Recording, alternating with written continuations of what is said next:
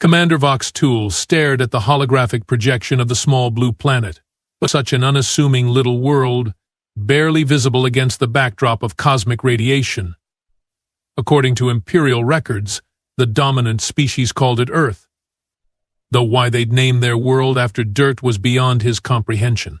Status report, he barked, mandibles clicking with anticipation. Lieutenant Krex, his second in command, stepped forward. Preliminary scans complete, sir. The species calls themselves humans. Technology level, pre-interstellar. Military capability, laughable. Natural resources, abundant. Threat assessment, negligible. Perfect. Vox Tool's outer eyelids flickered with pleasure. The galactic hegemony needed new mining colonies, and this Earth seemed ideal. Minimal resistance, maximum profit. The High Council would reward him handsomely for such an acquisition. Prepare the invasion fleet, he ordered. Standard conquest protocol. I want boots on the ground within 36 planetary rotations. Already underway, sir. The troops are eager to test their new weapons. It's been a while since we have had a proper invasion. Vox Tool chuckled. Don't get too excited, Lieutenant. This will be more like pest control than warfare. Yes, sir. Krex hesitated, mandibles twitching nervously. However, sir, there is one anomaly in our findings. Speak. The humans have an unusually robust information network for their technological level.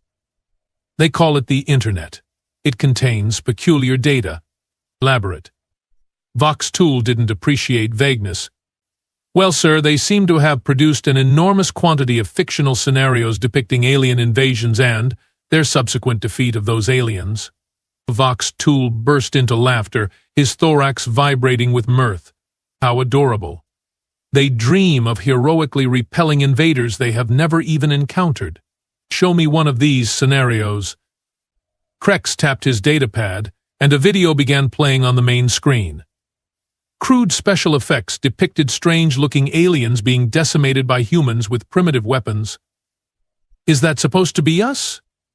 Vox Tool asked, incredulous. We don't even have tentacles. It gets stranger, sir. They have thousands of these narratives. They call some of them HFY humanity, FK stories where humans always emerge victorious, often through implausible means. Psychology report, Vox Tool demanded. The ship's behavioral analyst, Dr. Ziknar, stepped forward. It appears to be a coping mechanism, Commander. A species-wide fantasy to manage their obvious inferiority complex. They know they are small and vulnerable in the cosmic scheme, so they create fantasies where they are somehow special or exceptional. How sad, Vox Tool said, not feeling sad at all. And yet, strangely confident of them. Confidence born of ignorance, sir, Dr. Ziknar replied. They have never encountered a real threat. They fight only themselves. Well, they are about to get a reality check. Vox Tool turned to his tactical officer. Lieutenant Drex, any recommendations for first contact points? Lieutenant Drex examined her screen. I suggest targeting their power centers, sir. They call them capitals. Their planetary governance is fragmented into nations with arbitrary boundaries. No unified defense strategy. Primitive, Vox Tool scoffed. Select 6 major targets, geographically dispersed. I want simultaneous strikes to prevent any coordinated response. Yes, sir. I recommend Washington, Moscow, Beijing, London, New Delhi, and Tokyo. Proceed. And Lieutenant Krex, prepare our declaration of conquest. Standard format, surrender or be annihilated. The usual. With pleasure, sir. As his crew busied themselves with invasion preparations, Vox Tool returned to studying the hologram of Earth. Such a pretty little planet. It would look even prettier with hegemony mining facilities covering its surface. Too bad about the locals, he murmured to himself. But that's progress for you. 3 days later, Vox Tool stood before his assembled invasion force in the main hangar bay. 5,000 of the hegemony's finest troops, armed with weapons that could reduce cities to ash. These weren't just soldiers, they were the galaxy's apex predators, bred for conquest. warriors of the hegemony. He bellowed, his voice echoing through the vast chamber. Today we bring another primitive world into our glorious empire. The natives call themselves humans. They are soft, weak creatures with no natural armor and pathetic reflexes. Their most powerful weapons wouldn't scratch our lightest vehicles. The troops chittered with laughter. This will be the easiest conquest in your illustrious careers. The High Council expects minimal casualties and maximum efficiency. Remember, we want the planet's resources intact, so try not to vaporize too many mountains. More laughter, louder this time. Any questions before we commence? A young officer raised a claw. Commander, is it true they only have 2 arms? How do they even function? Yes, just 2 arms, and only 2 eyes as well. Frankly, it's a wonder they survived this long. Nature was not kind to them. Another soldier spoke up. Sir, what about captives? The usual processing protocols? Affirmative. Healthy specimens for labor camps, the rest, well, waste management isn't my department. Vox, too, allowed himself a small chuckle. Remember, we are the hegemony. We bring order to chaos, purpose to primitive lives. Now to your ships. Glory awaits. The troops roared their approval and began boarding their assault craft. Vox Tool watched with satisfaction. In just a few hours, Earth would become the newest jewel in the hegemony's crown. It's another successful conquest for his already impressive record. Little did he know that those strange HFY stories were about to become his personal nightmare. The first wave of hegemony ships entered Earth's atmosphere at precisely 0300 UTC. 6 dropships, each targeting a major city. Vox Tool watched from the command bridge, expecting to see panic, perhaps some futile military response. Instead, he saw something unexpected. Sir, Lieutenant Krex called out, the humans are broadcasting our arrival. What? They are using their information networks to share real-time footage, and sir, they don't seem afraid enough. Vox Tool frowned. Explain. Look at these transmissions. Krex pointed to a series of screens showing human reactions. But there was concern, yes, even some panic, but also excitement, determination, and in many places what appeared to be people grabbing weapons and organizing. They are rallying, Vox Tool observed, disbelief in his voice. But why aren't they running? Don't they understand what's happening? Dr. Ziknar stepped forward. Sir, I believe those fictional scenarios I mentioned might be relevant here. The humans have been rehearsing for this, in a sense, not physically, but mentally. They have been telling themselves stories about defeating aliens for generations. Stories don't stop plasma cannons, Vox Tool snapped. No, sir, but they shape expectations and responses. These humans, they expected us. Not specifically us, but something like us. And they have been telling themselves they will win. Vox Tool clicked his mandibles dismissively. Delusions. Contact the ground teams. I want status reports. The communications officer worked her console. Sir, Washington team reporting. They have secured their landing zone but are encountering heavier resistance than anticipated. The humans have some kind of armor-piercing ammunition that's actually damaging our exoskeletons. Not impossible, Vox Tool hissed. Our armor can withstand their most advanced weapons. Beijing team reporting similar issues, sir. And Moscow team says the humans are, sir. They are saying the humans are laughing while they fight. Actually laughing. Vox Tool felt a chill run down his thoracic segments. Put me through to Captain Rez at the Washington site. The screen flickered, showing a chaotic scene. Captain Rez's face appeared, his exoskeleton cracked and green fluid leaking from one eye. Commander, we need reinforcements immediately. These creatures are insane. Report, Captain. What exactly is happening? They are not fighting like primitives, sir. They are coordinated, adapting to our tactics in real time. And sir, they are using our own technology against us. Somehow they have already reverse-engineered our basic shield frequencies. That's not possible, Vox Tool said flatly. It would take years to. Sir, with respect, I'm watching it happen. They captured one of our scout ships intact, and within hours they had components stripped and repurposed. And, sir, they are broadcasting everything they learn. The whole planet knows our weaknesses almost as soon as we do. In the background, Vox Tull could hear the unmistakable sound of hegemony weapons firing, mixed with what had to be human weapons. And yes, there was laughter, human laughter. Hold your position, Captain. Reinforcements are en route.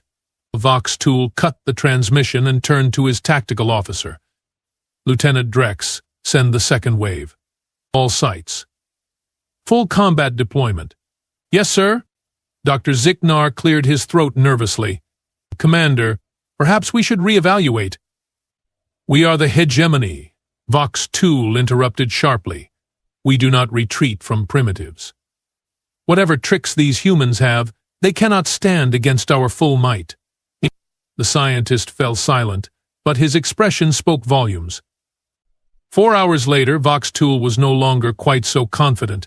Reports from all 6 landing sites told the same story: hegemony forces meeting unexpected, fierce resistance.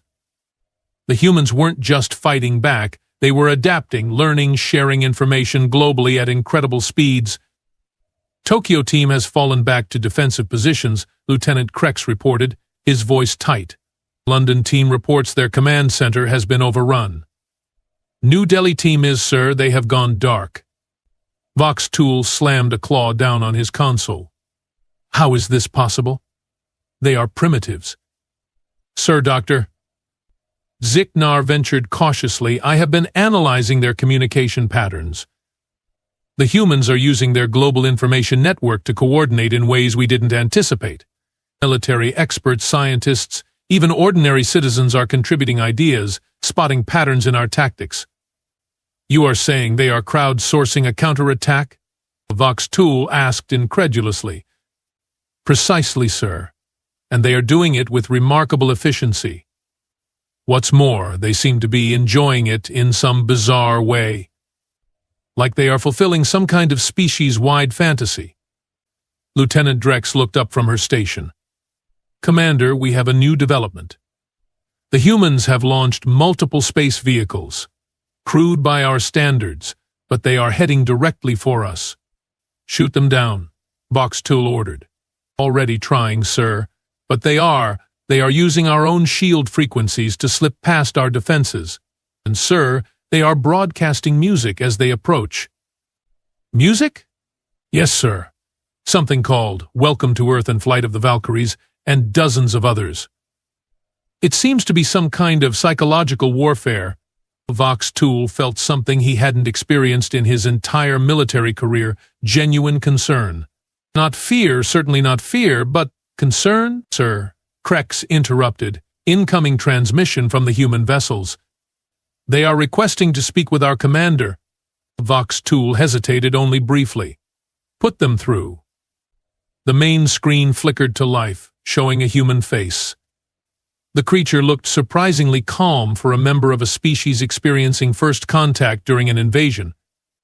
This is General Jack Blackburn of the United Earth Defense Force, the human said, his lips curling into what Vox Tull recognized as a smile, though it didn't seem friendly. Am I addressing the leader of this invasion fleet? I am Commander Vox Tull of the Galactic Hegemony, he replied stiffly. Your resistance is futile, human. Surrender now and your species may survive as servants of the hegemony. The human's smile widened. Yeah, about that. We have got a counter-proposal for you, Commander. I do not negotiate with. It's not a negotiation, the human interrupted. It's a warning.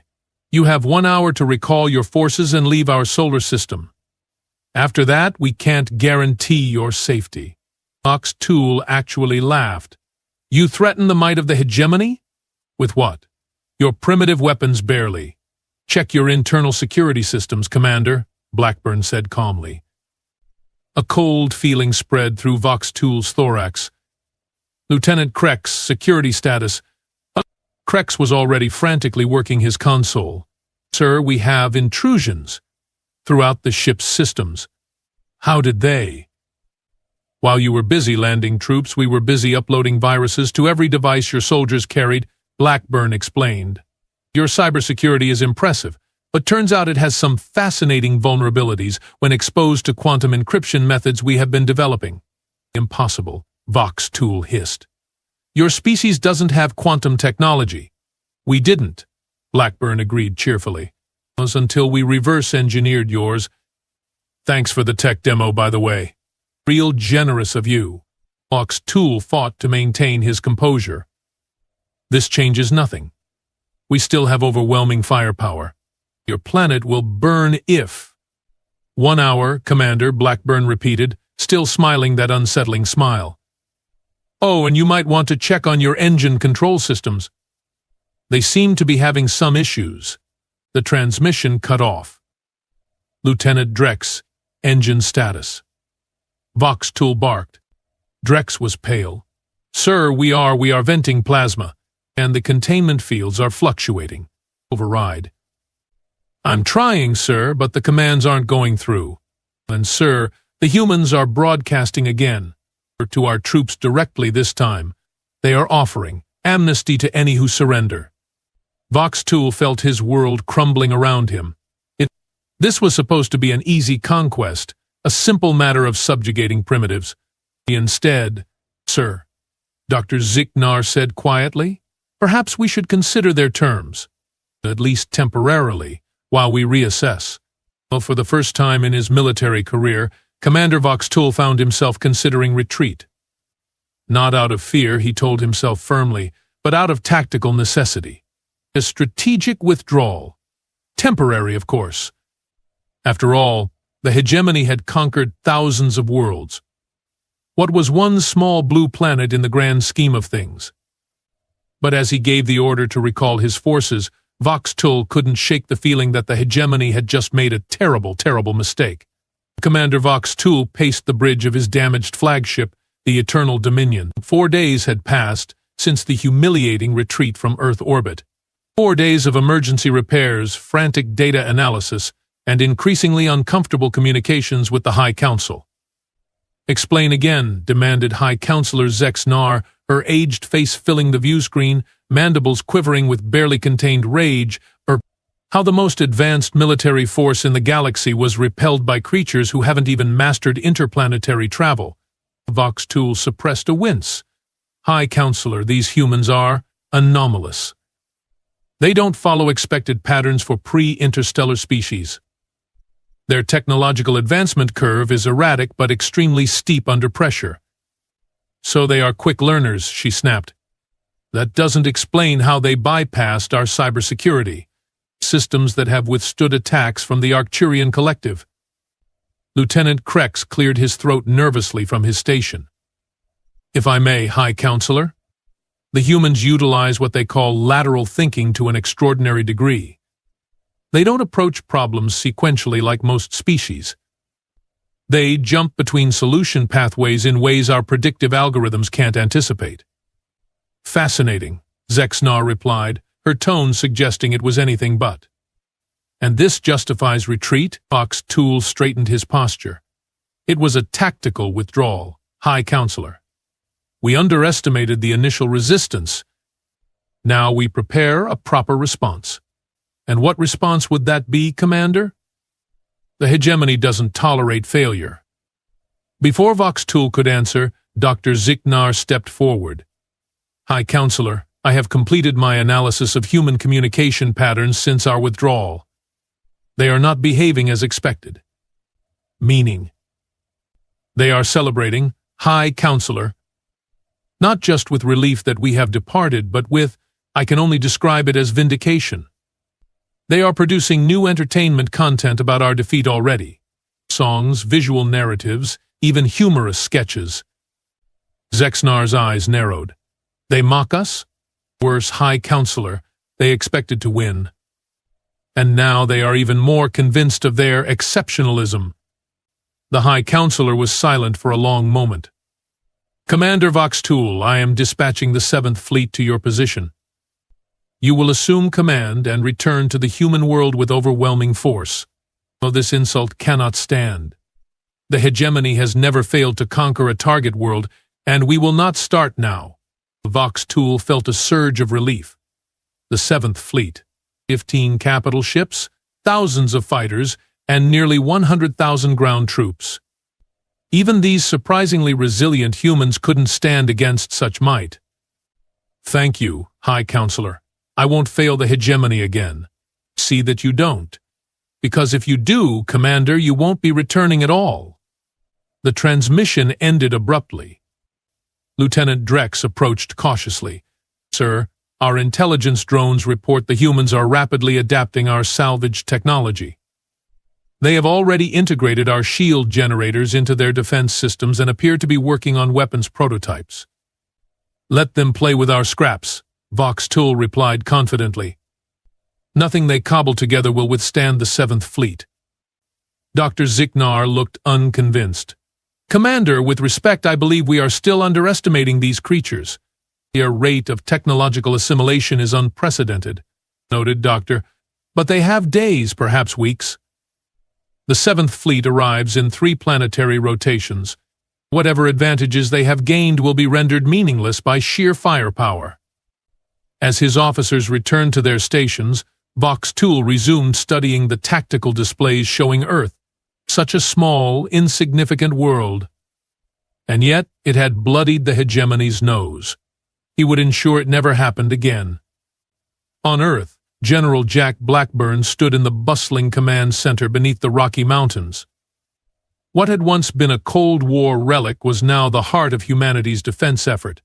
Scientists, military personnel, and civilian experts from dozens of nations worked side by side, all focused on a single goal, preparing for the aliens' return. They are coming back, aren't they? Asked Dr. Anita Patel, head of the newly formed Alien Tech Integration Division. Blackburn nodded grimly. Count on it.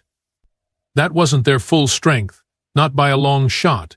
We bloodied their nose, but now they will come back swinging. How long do we have? Hard to say. Our new long-range sensors can track their mothership, but it's just sitting there at the edge of the system, waiting for something. Dr. Patel gestured to a nearby workstation where engineers were disassembling an alien rifle.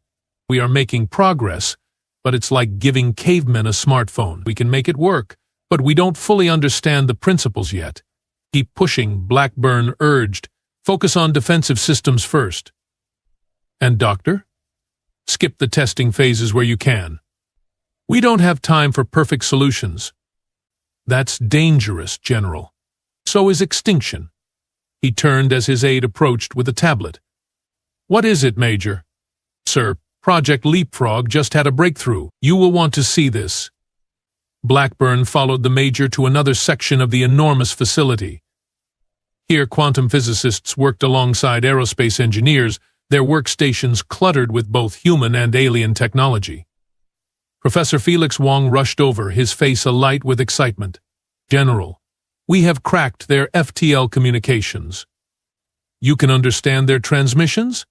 Better than that. Wong grinned. We can send our own, and they won't be able to tell they are from us. Blackburn whistled low. That opens up some interesting possibilities. It gets better, Wong continued. Their navigation systems rely on the same quantum principles. Give us another 48 hours, and we might be able to do more than just listen and talk.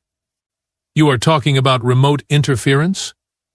I'm talking about taking control, General, at least temporarily. For the first time since the invasion began, Blackburn felt a genuine smile spread across his face. Professor Wong, you just made my day.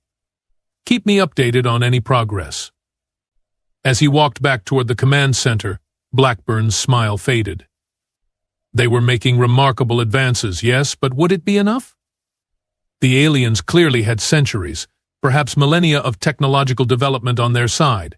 Humanity was playing catch-up in a game rigged against them. But then again, humans had always excelled at beating rigged games. Commander Vox Tool stood in the docking bay of the Eternal Dominion, watching as the first ships of the 7th Fleet arrived. They emerged from hyperspace in perfectly choreographed sequence, enormous vessels that dwarfed his own command ship. Admiral Gore Vex, commander of the 7th Fleet, was the first to board. An imposing figure, even by hegemony standards, his battle-scarred exoskeleton bore the marks of 100 conquests. "Commander Vox Tool," he growled by way of greeting, mandibles clicking dismissively. "I have reviewed your reports. Frankly, I find them difficult to believe." Vox Tool stiffened. "I assure you, Admiral, everything is accurately documented. You expect me to believe primitives with combustion engines and projectile weapons repelled our forces?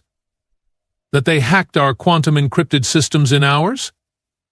I don't expect you to believe it, Admiral. I merely report what occurred." Gorvex made a guttural sound that might have been a laugh. "Well, Commander, you will be pleased to know the 7th Fleet doesn't share your caution. We have conquered worlds with defenses far more formidable than this Earth. With respect, Admiral, conventional tactics may prove ineffective against these humans. They don't respond as expected. They adapt quickly and—" "Spare me your excuses," Gorvex interrupted. "The High Council has approved my battle plan. We will strike simultaneously at 100 major population centers. No gradual escalation, no opportunity for them to adapt. Overwhelming force from the outset." Vox Tool hesitated. "And the planet's resources?" "The High Council originally wanted minimal damage too. Priorities have changed, Commander. This is now about making an example. The hegemony cannot allow word to spread that primitives successfully resisted us. The psychological impact across the sector would be problematic." "I understand." Vox Tool fought to keep his tone neutral. "The 7th Fleet's approach would leave Earth a smoking ruin. All those resources wasted." But he knew better than to argue with Gorvex. The Admiral's fury was legendary, and his influence with the High Council unmatched. "We launch in 12 hours, Gorvex declared. "Your ship will join the 3rd attack wave. Try not to retreat this time, Commander." With that parting shot, he stalked away, flanked by his adjutants. Lieutenant Krex waited until the Admiral was out of earshot before speaking. "Sir, I have been monitoring human communications. They are tracking our fleet's arrival. Expected. Their sensor technology has improved remarkably." "Yes, but sir, they don't seem concerned. If anything, they appear eager." Vox Tool frowned. "Elaborate." "Their military channels are active, yes, but there's none of the panic we'd expect. They are coordinating, positioning assets, but with a confidence that doesn't match their situation. They can't possibly believe they can withstand the 7th Fleet." "No, sir, which suggests they have something we are not seeing." Vox Tool considered this. "Inform Dr. Ziknar. I want a full analysis of human communications, focusing on any anomalous patterns, and Lieutenant? Keep this between us for now. Admiral Gorvex wouldn't appreciate such observations." "Understood, sir."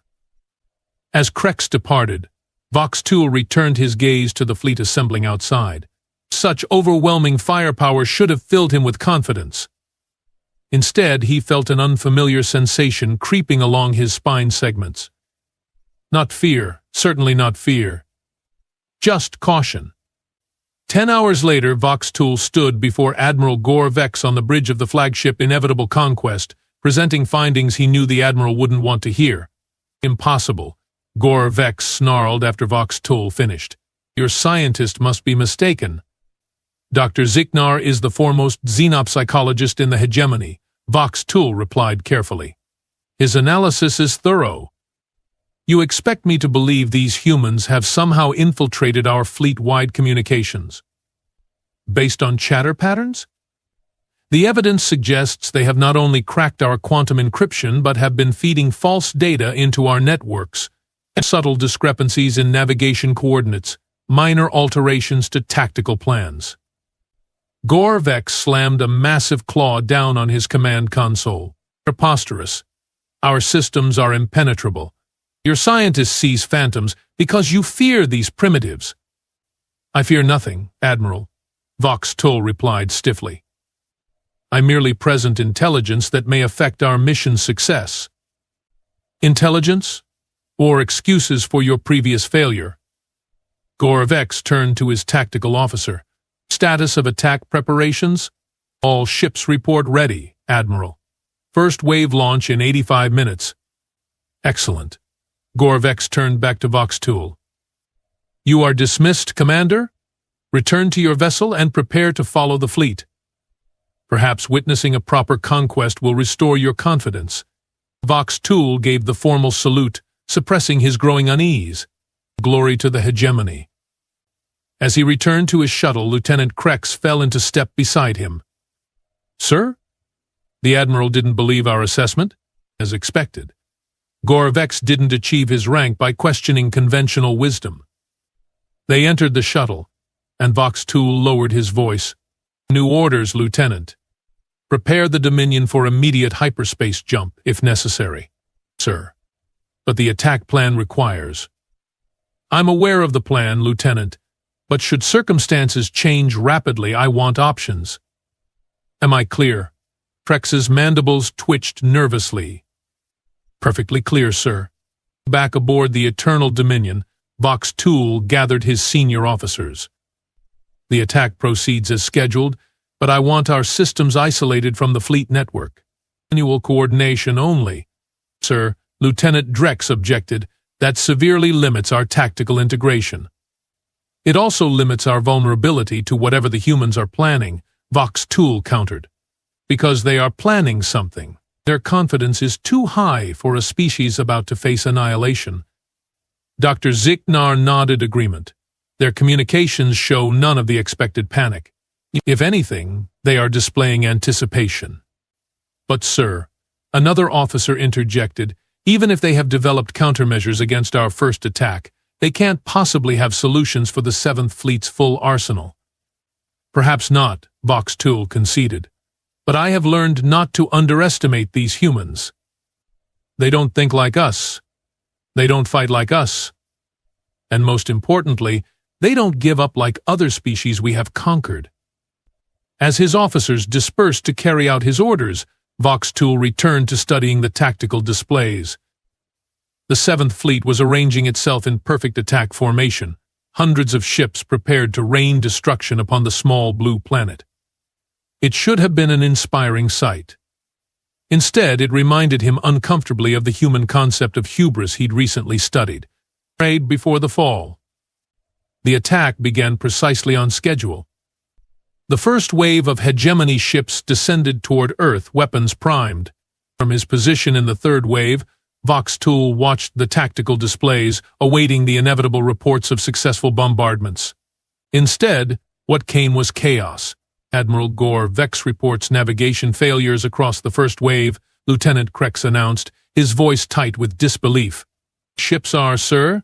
They are appearing at incorrect coordinates, some directly in the path of others. Voxtool's outer eyelids flickered rapidly. Battle damage? No, sir. They never reached weapons range. It's as if their navigation systems suddenly recalculated. On the main view screen, Voxtool could see first-wave ships veering off course, some colliding with each other, others finding themselves nowhere near their targets. And through it all, the human defense grid remained untouched. It's as we suspected, Dr. Ziknar said quietly. They have found a way to manipulate our navigation protocols. Admiral Gorvex is ordering the second wave to proceed, Krex reported. He believes it was an isolated system failure. It wasn't, Voxtool replied grimly, and the second wave will fare no better. He turned to Lieutenant Drex. Hold our position. Do not advance until I give the order.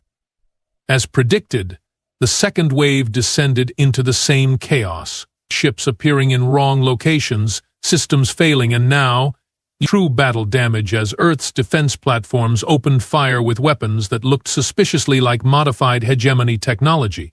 Incoming transmission from Admiral Gorvex, Krex announced. The Admiral's face appeared on screen, his expression murderous. Commander Voxtool, your wave will advance immediately. This is merely a temporary setback. With respect, Admiral, I believe we are witnessing a coordinated counterattack using our own systems against us. I recommend immediate withdrawal and coward. Gorvex roared. You will advance your ships now or face execution for insubordination. Before Vox Tool could respond, the transmission suddenly cut out. Moments later, alerts blared across the bridge.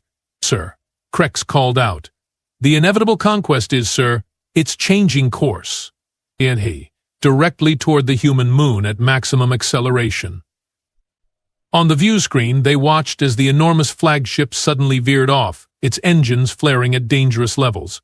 Other ships in the command group followed suit, some spinning out of control, others accelerating in random directions. The humans have seized control of their navigation systems, Vox Tool stated, amazed despite himself. Completely. Commander, Lieutenant Drex interjected urgently. We are detecting massive energy buildup from the Earth's surface. Multiple sites. Pattern consistent with, sir, they have replicated our planet cracker weapons. For a moment, the bridge fell completely silent as the implications sank in. Send to all ships still under our control. Vox Tool ordered, his voice perfectly steady. Emergency hyperspace jump. Immediate, maximum distance. But, sir, the Admiral, he is no longer in command of his vessel. Execute the order. As his crew scrambled to comply, Vox Tool watched the tactical display with a strange sense of detachment.